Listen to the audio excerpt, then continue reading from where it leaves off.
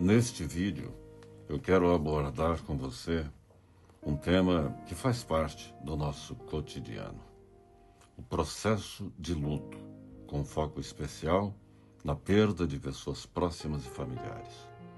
O objetivo deste vídeo é oferecer a você compreensão emocional, validação da dor e diretrizes práticas para que você possa atravessar esse período sem negá-lo, nem se perder nele. O luto pela perda de pessoas amadas, como enfrentar, compreender e atravessar esse processo, não é nada simples nem fácil. Vamos entender o que é o luto?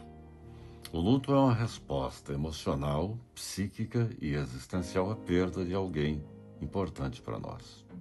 Não se limita à tristeza, envolve um conjunto complexo de sentimentos, pensamentos e reações físicas, mudanças na percepção de vida. Quando perdemos alguém que amamos, especialmente um familiar, não perdemos apenas uma pessoa.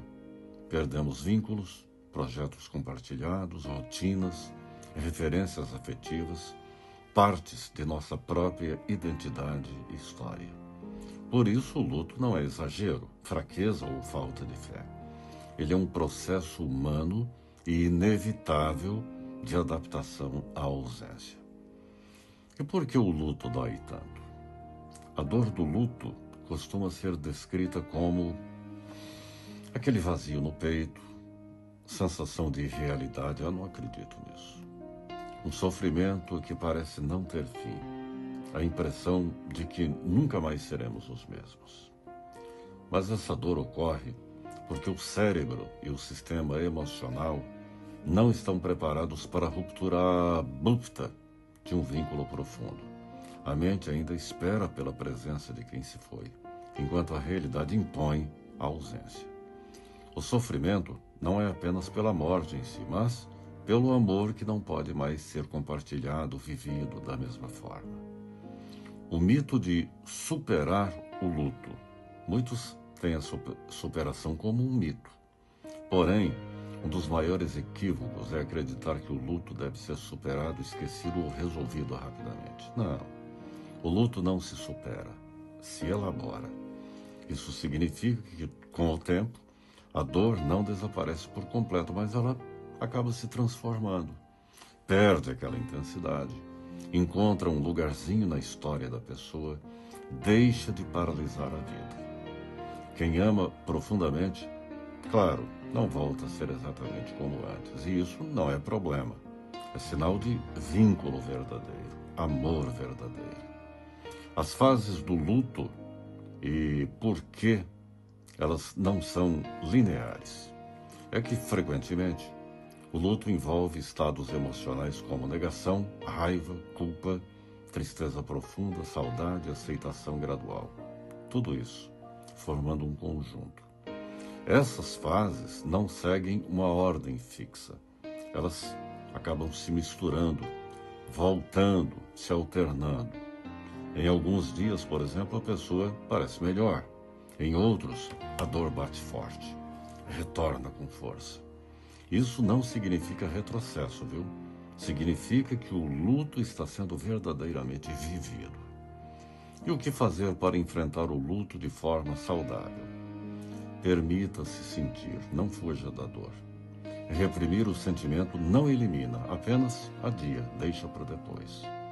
Chorar, silenciar, sentir saudade, sentir raiva por não ter podido ser feito nada, essas confusões, a dor sentida, tudo isso deve ser elaborado. Não se isole completamente. O luto pede recolhimento, mas não abandono de si. Procure pessoas com quem possa falar sem ser julgado. Às vezes não é preciso conselho, apenas presença, apenas escuta. Respeite seu próprio tempo. Cada pessoa vive o luto de forma única. Comparar-se com os outros, já passou tanto tempo, eu deveria estar melhor, isso só aumenta a culpa e o sofrimento. O tempo do luto não é o tempo do calendário, nem do relógio, é o tempo da alma. Crie rituais de despedida e lembrança. Falar sobre quem partiu, escrever cartas, visitar lugares significativos ou manter pequenos rituais Isso ajuda o psiquismo a integrar a ausência.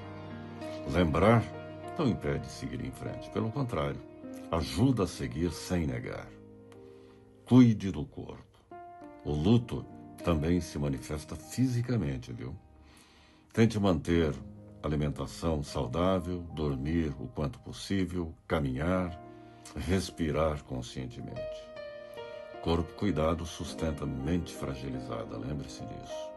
E evite decisões importantes no auge da dor. Mudanças radicais feitas sob sofrimento intenso podem gerar arrependimentos futuros.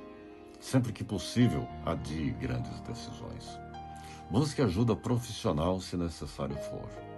Quando o sofrimento paralisa a vida por longos períodos, quando há desespero constante ou perda de sentido, um apoio psicológico não é sinal de fraqueza, mas sinal de responsabilidade emocional.